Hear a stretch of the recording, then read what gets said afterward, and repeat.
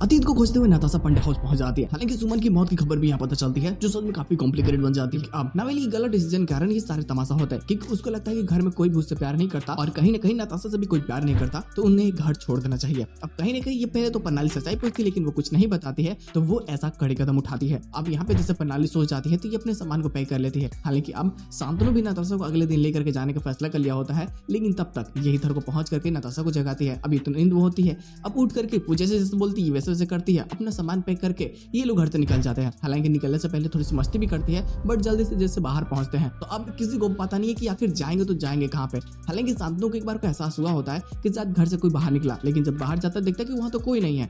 अब नताशा बहुत परेशान होती है कि वो कहाँ जाएगी और कुछ नवेली को समझ में आ नहीं रहा। वो तो एक छोटी बच्ची है। अब नताशा बोलती है कि ठीक है, ये रास्ता जहाँ जा रहा है हम वहीं चलते हैं। और ये चलते चलते पांडे हाउस पहुंच जाते हैं। और वहां पे जाने के बाद में अब कहानी ऐसे बदल चुकी है कि वहां सुमन की मौत हो चुकी है, मतलब काफी वक्त बीत चुके हैं, सिर्फ घर छोड़ चुका है और अब पांडे स्टोर को सिर्फ एक इंसान चलाता है और वो है मिठू। और मिठू कहीं ना कहीं दर्द में है, उसे भी बहुत तकलीफ होती है कि जिस पे सबको नाज था वही सब कुछ पंडा बिखर चुके हैं। अब क्या ही कर सकता है, वो बेचारा सो रहा होता अपने कमरे में दुख दर्द में। हालांकि नताशा जैसे जैसे पहुंचती है पंडा हाउस के पास में, उसे थोड़ी थोड़ी यादें आने लगती है और उसे बहुत अजीब लगता है कि आखिर ऐसी फीलिंग्स क्यों हो रही है। लेकिन जैसे खिड़की से अंदर दिखती कि अंदर तो कोई नहीं है, तो ये फैसला करते हैं कि ये यहीं पर रहेंगे। हालांकि नवेली को डर लगता है, लेकिन फिर भी ये कैसे भी अंदर को सामान रख करके जैसे जाते देखती कि मिठू को, तो अब इसे याद आने लगता है कि ये तो वही इंसान है जिसके साथ में अपने काफी टाइम स्पेंड करते थे। फिर धीरे धीरे इसको याद आने लगती है, धीरे धीरे सारी चीजें सॉर्ट आउट हो जाती है। हालांकि सुबह होते ही मिठू की नजरें जैसे इसके ऊपर पड़ती है तो खुद भी शौक रहता है। हालांकि अब